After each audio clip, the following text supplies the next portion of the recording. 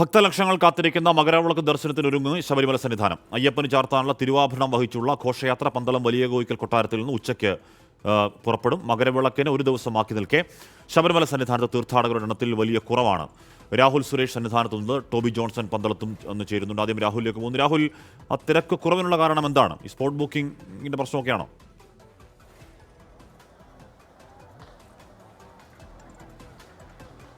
ഹാഷ്മി, ഒരുപക്ഷെ കൂടുതൽ നിയന്ത്രണങ്ങൾ ഈ ദിവസങ്ങളിൽ ഉണ്ടാകുമെന്ന വാർത്ത തന്നെയായിരിക്കാം ഈ തിരക്കിന് കുറവുമെന്ന വിലയിരുത്തലിലാണ് ദേവസ്വം ബോർഡും പോലീസും ഉള്ളത്.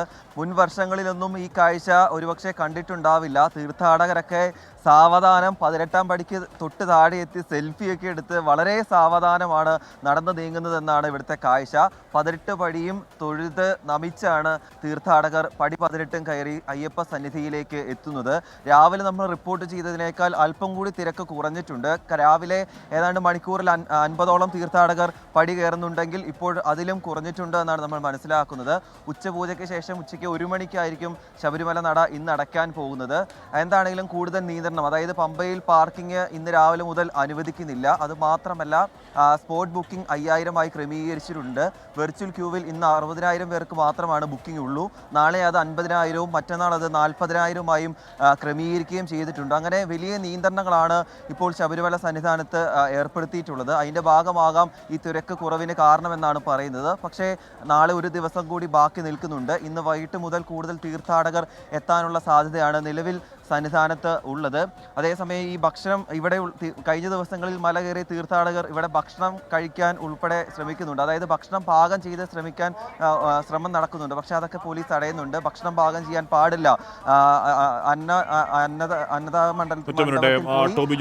ടോബി നാട്ടിലുണ്ടായിരുന്നെങ്കിൽ അവിടെയൊക്കെ കറങ്ങി നിൽക്കേണ്ട ആളാണ് ഞാനും. അപ്പോൾ അവിടെ ഇന്നലെയൊക്കെ തിരുവാഭരണ ദർശനത്തിന് അഭൂതപൂർവ്വം വലിയ തിരക്കുണ്ടായിരുന്നു. ഇന്നും സമാനമായ കാഴ്ചയുണ്ടോ?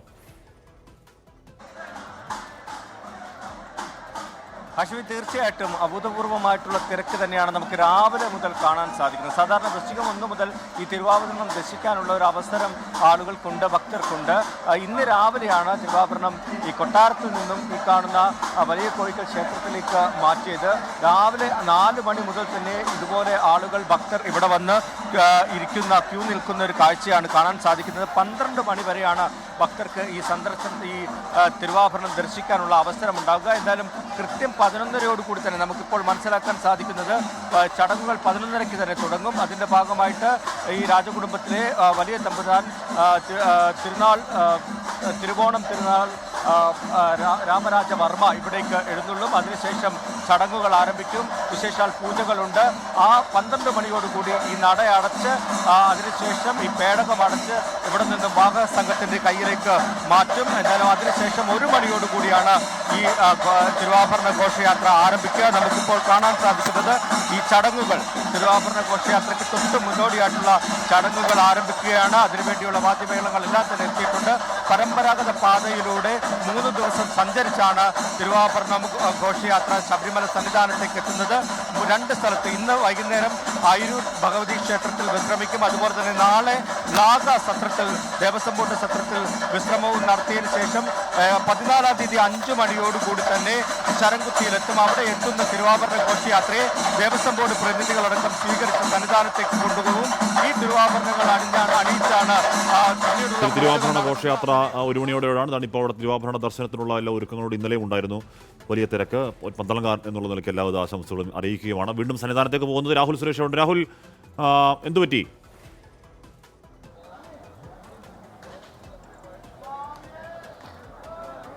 ഹാഷ്മി, പോലീസിന്റെ നേതൃത്വത്തിൽ അല്പസമയത്തിനുള്ളിൽ ഉന്നതതല യോഗം ചേരാൻ പോവുകയാണ്. അതായത് നാളെ ഒരു ദിവസം ബാക്കി നിൽക്കെ ക്രമസമാധാന ചുമതല ഉൾപ്പെടെ നിർവഹിക്കേണ്ടതുണ്ട്. അതുകൊണ്ട് 5000 പോലീസുകാരെയാണ് വിവിധയിടങ്ങളിൽ നിയോഗിച്ചിട്ടുള്ളത്. അതുകൊണ്ട് പോലീസിന്റെ നേതൃത്വത്തിൽ അല്പസമയത്തിനുള്ളിൽ ഒരു ഉന്നതതല യോഗം ചേരുമെന്നാണ് നമ്മൾ പ്രതീക്ഷിക്കുന്നത്.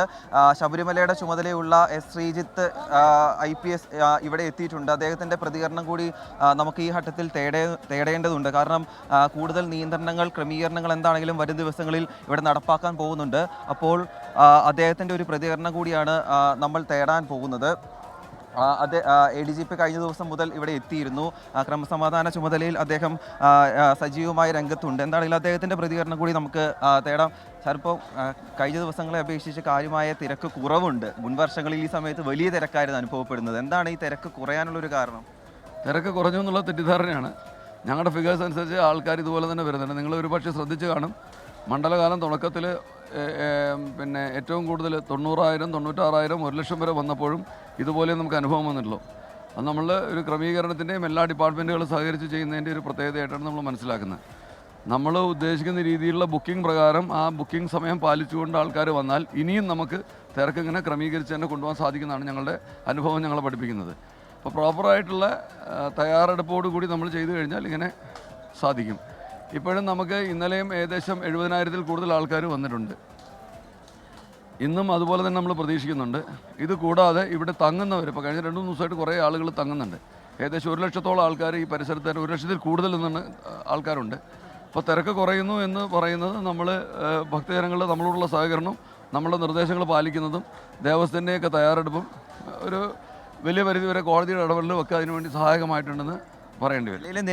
നിലയ്ക്കലിലും പമ്പയിലും തീർത്ഥാടകരെ തടയുന്നുണ്ടോ, അതോ വരുന്ന തീർത്ഥാടകരെ നേരെ എവിടെയും നമ്മൾ ഈ സീസണിൽ തന്നെ വളരെ കുറഞ്ഞ ദിവസങ്ങളിൽ മാത്രമേ ഒന്ന് തടുത്തു നിർത്തേണ്ട ആവശ്യം നമുക്ക് വന്നിട്ടുള്ളൂ. ബാക്കി ഇപ്പോൾ എല്ലായിടത്തും ഫ്രീ ഫ്ലോ ആണ്, എവിടെയും നമ്മൾ തടുക്കുന്നില്ല. നിങ്ങൾ അന്വേഷിച്ചാൽ നിങ്ങൾക്ക് മനസ്സിലാവും. ആ ക്രമീകരണങ്ങളുടെ ഭാഗമാണ് ഈ തിരക്ക് കുറയാൻ കാരണമായതെന്ന കാര്യമാണ് ADGP ഇപ്പോൾ വ്യക്തമാക്കുന്നത്. ഹാഷ്മി.